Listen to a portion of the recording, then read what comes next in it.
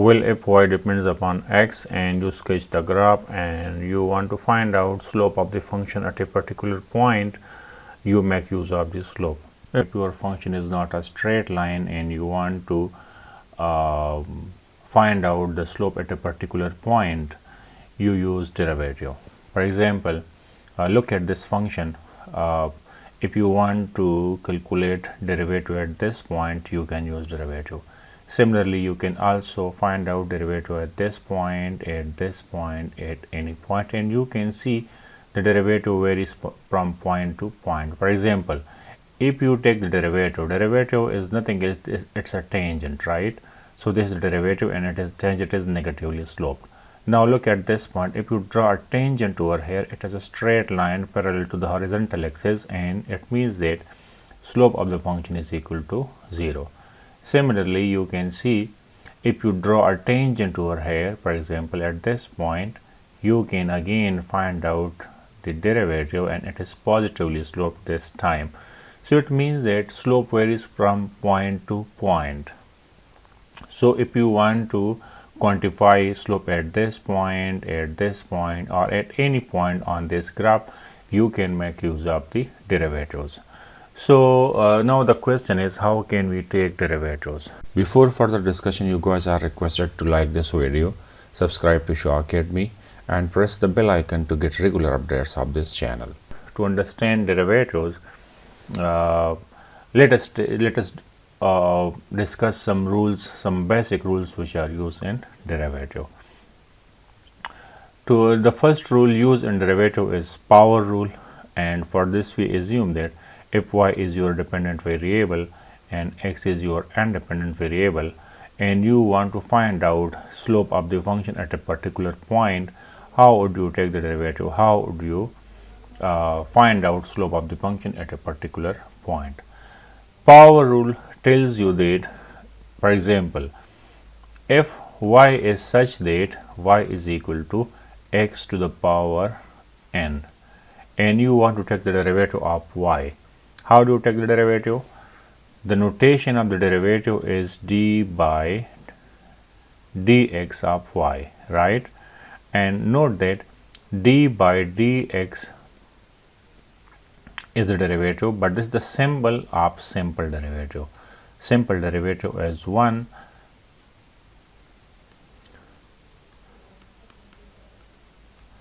a function in which the independent variable is only 1. So you can see x is the only one independent variable is this function, so you would use this sign. However, if the function is such that the independent variable exceeds 1, if y is the function of x1 and x2, or x1, x2 and x3, so I mean if the variables and independent variables exceeds 1 and you want to find out the derivative of the function, then you would use partial derivatives symbol, which is equal to partial derivative with respect to x. So this is the symbol of partial derivative. So here we are using simple derivative. The reason is we are having only one independent variable in our function. Alright, so since y depends upon x only, so you would use the symbol of simple derivative, and at first step you would put d by dx of the function x to the power n. According to the power rule, you need to multiply the power in the coefficient.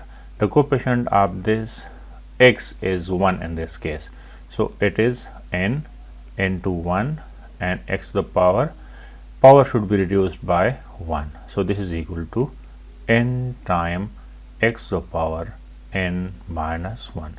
So this is what? This is dy by dx, or you can call it simple derivative of the function. To understand this, let us take an example. For example, if y is equal to x to the power 3 and you want to take its derivative, then dy by dx, this is equal to 3 times x to the power 3 minus 1, or this is 3x square. So this is the derivative of the function. You multiplied the power with the coefficient is 1. You see nothing over here, so it means that its coefficient is 1. So 3 times 1 is equal to 3, and you reduce the power by 1, so this is 3x square. Take another example. If your y is equal to 2x square and you want to take the derivative of it, so dy by dx, this is equal to 2 into 2 times x to the power 2 minus 1. So clearly this is equal to 2 into 2, 4, x to the power 1, or you can call it simply 4x. So this is the answer. Let us take another example. If y is equal to 3x raised to the power minus 4, and again you want to take the derivative of this function, so it will be dy by dx, and this is equal to 3 into minus 4 x to the power minus 4 minus 1.